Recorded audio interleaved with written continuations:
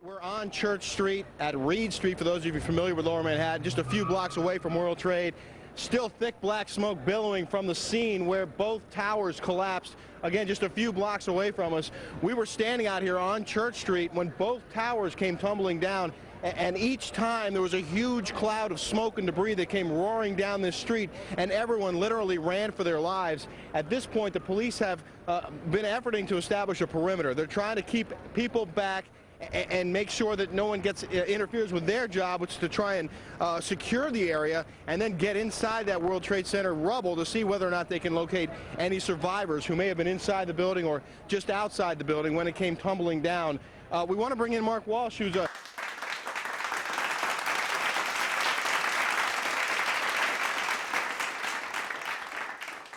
a freelancer for Fox. You live just a few blocks away and witnessed. Dude, I live on the 43rd floor of a building which is 5 blocks from the World Trade Center itself. I witnessed the entire thing from beginning to end. People talk about how it looked like a movie. I know when I came walking down here early this morning and saw both towers on fire and people on every street corner, it was like a movie, but you watched the planes hit the towers. I was watching with my roommate. It was approximately several minutes after the first plane had hit.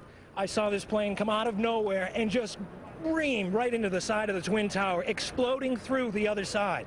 And then I witnessed both towers collapse, one first and then the second, mostly due to structural failure because the fire was just too intense. Obviously, there were a lot of people inside the buildings at the time. Two guys from the 7th precinct, the 1st precinct, the fire department right here, the 7th truck, those guys are all right there at ground zero when those things went down. And God bless, I know there's a lot of guys there that were around there, and hopefully they made it out. What was happening around you, in the streets around you, as this was all going down? Absolute pandemonium. From my viewpoint up 43 floors, I could see people running like ants, just absolutely scurrying for their lives. Billows of smoke coming through the streets, just walking down the street, just pushing everybody back. And then several minutes after, it looked like it had just snowed over the entire area. Yeah, the debris, the soot was thick on the street. There's still a dusting of it out here. But when I was standing here and the towers collapsed, we saw police officers running for their lives, screaming, "Get back, get back, get back!" And I'll tell you, that's a wake-up call when you see cops running for their lives, and people too, women's pushing baby carriages, that sort of thing. Well, you had the first tower first. That one, when that first went down, it just pushed everybody back, and it was a good 15 minutes before the second tower finally collapsed. Yeah. And it was just overwhelming, and by that point, it was just insane. Well, I'm hearing a lot of similar stories from people who were inside the building. One gentleman we spoke to earlier today, John, was on the 77th floor and said it was a relatively orderly evacuation at that point after the first plane hit the first tower. Everyone going down the stairs, not a lot of panic. But when they got to the 6th floor, he says they felt a second shake. And then people started to really be concerned. Obviously, there were people in the building at the time of this, and some of those people, they haven't recovered them yet, and that's a big issue right now, is trying to get the rescue workers and the emergency crews to the building. There were police officers there and emergency crews there when this was all happening, and they were right at ground zero when it all went down. Can we talk to you? What's your role out here right now? I'm just standing by right now. Can't say what role I'm playing right now.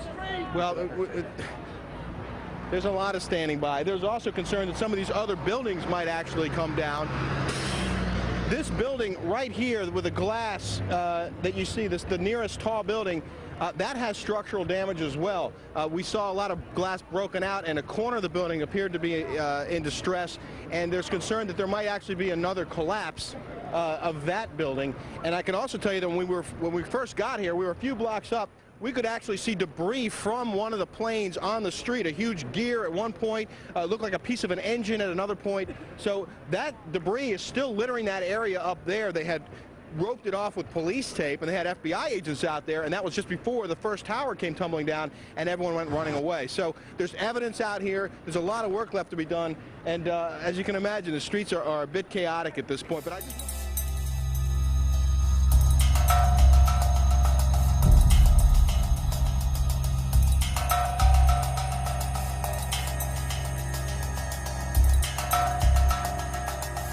For about 10 minutes or so. Did they ask you any questions, or what happened for you to be standing here with me now? They looked in my backpack.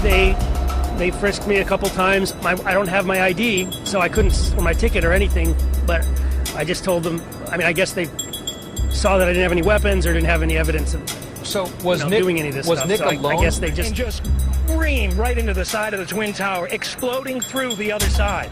And then I witnessed both towers collapse, one first and then the second, mostly due to structural failure because the fire was just too intense. Mostly due to structural failure because the fire was just too intense. Obviously, there were a lot of people inside the buildings at the time. Guys from the 7th precinct, the 1st precinct.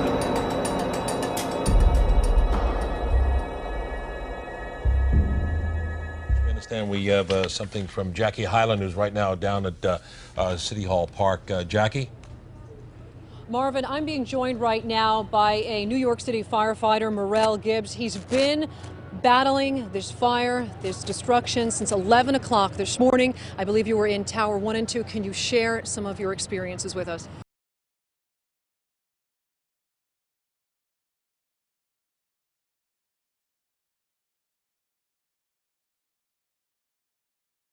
It's awful in there. It's devastating. And Tower 1, we went in to try to rescue people, but it collapsed again. It made us run back out, and we was in fear for our other fires. Right now, we got numbers of police officers unaccounted for. We got firemen, they're unaccounted for, and we're still trying to rescue, but because of the fear of the collapse and, the flames engulfed, it's so hot to get in there and save people, and right now we're doing the best we can.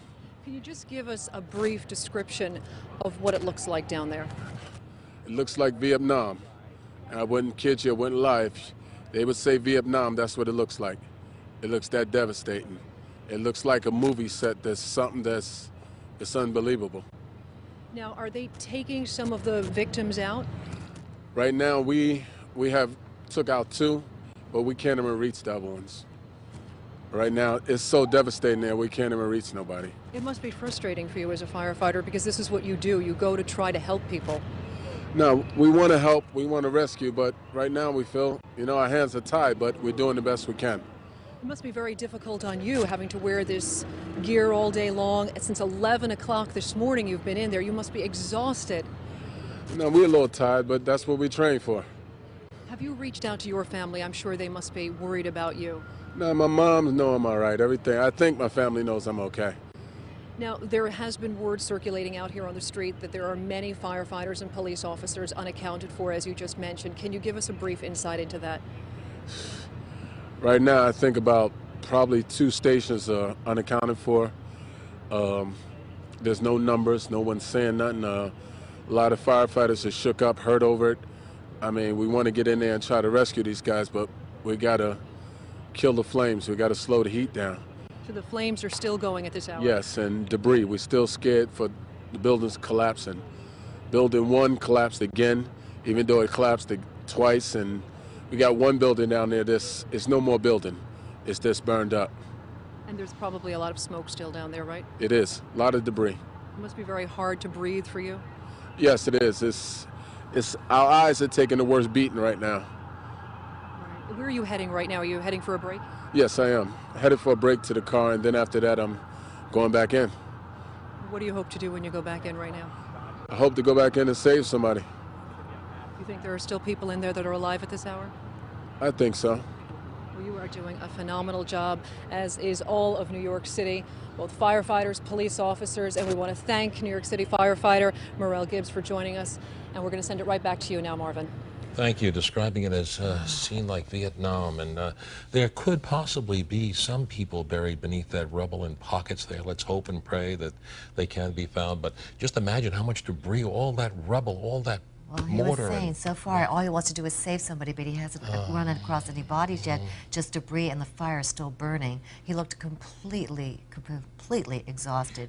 But the way he's just matter-of-factly said, I'm just going to rest for a few minutes and then I'm going to go back in, and this is my job. It's just incredible. You breathe heavily when you hear those things. Vietnam, war zone, surreal, nuclear disaster, like a nuclear disaster. These are the things we've been hearing over and over and over again. And again, today. that site is just absolutely, it looks like something from a movie where a digital effect has obliterated those twin towers of the World Trade Center, except unfortunately this is all too real. In addition to the twin towers going down today, we should mention around 5 o'clock, We also lost another building, number 7 World Trade Center, where the fire was burning all day and they feared it would collapse. And shortly after 5 o'clock, that 60-story building also tumbled. Come on, talk to us. Yeah. Loud, brother.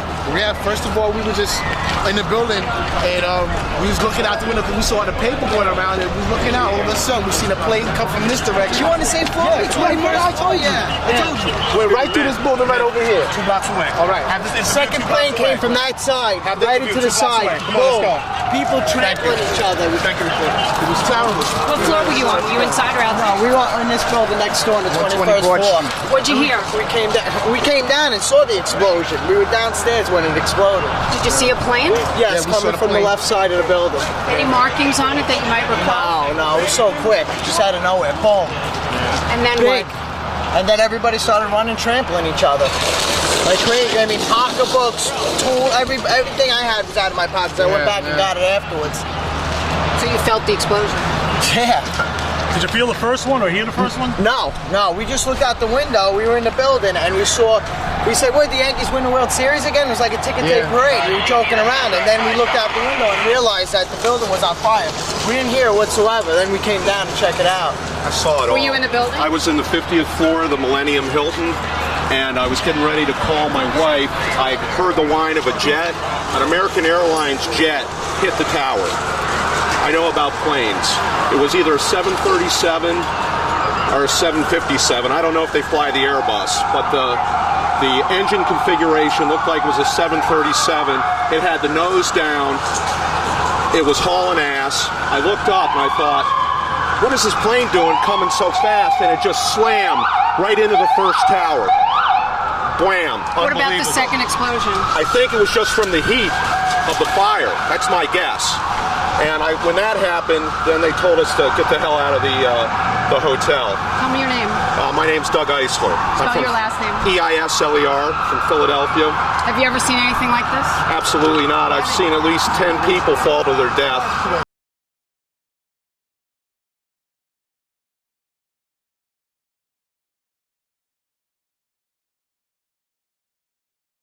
And just splat like a ripe tomato.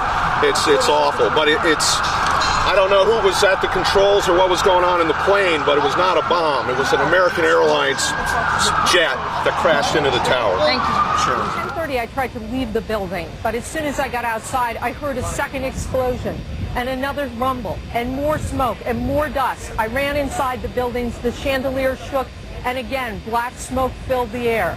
Within another 5 minutes, we were covered again with more silt and more dust. And then a fire marshal came in and said we had to leave because if there was a third explosion, this building might not last. Like, it sounded like gunfire, you know, bang, bang, bang, bang, bang, and then all of a sudden 3 big explosions. To me, it sounded like an explosion. Then the building, the rolling sound sounded like the building collapsed. Exited the subway station due to a lack of smoke. Eileen. It was very smoky, and then we exited on Church Street out of the PATH train station. I crossed over to Church. They were having coffee in the World Trade Center when the first plane struck. And all of a sudden it sounded like, I don't know where the subway is, but it sounded like a subway collision, a bomb, and it was just pounding, boom, boom, boom, boom. And I literally thought the subway had exploded and all the cars were fixing to land on top of us. It was so loud. In Tower 1, the North Tower of the World Trade Center, Matt. And actually, when we came out on the stairs, there was a lot of devastation in the lobby. I was entering the building on the lobby level. I was in the revolving doors when the plane hit the building. David Dre worked in number 1 World Trade Center. One of the elevators, I think, came crashing to the lobby level, and all this debris came flying out of it. And a fireball emerged from the elevator lobby and was coming toward me. It just went ba-boom. It was like a bomb went off, and it was like holy hell coming down them stairs. And then when we finally got to the bottom, they were coming out on the mezzanine level there, and another explosion came right from it, just everyone flying right in front of me. Everything just went whoop. Bottom elevator, the glass, just flames exploded out the front of the World Trade Center. Glass flew everywhere.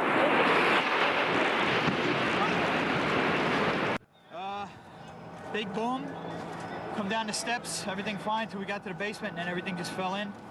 I got trapped on there with another guy, crawled out. kept getting hit in the head, bags rolled around. Finally, we clawed our way out over the rubble. Come on down. We did all right. All right, way to be, Thomas.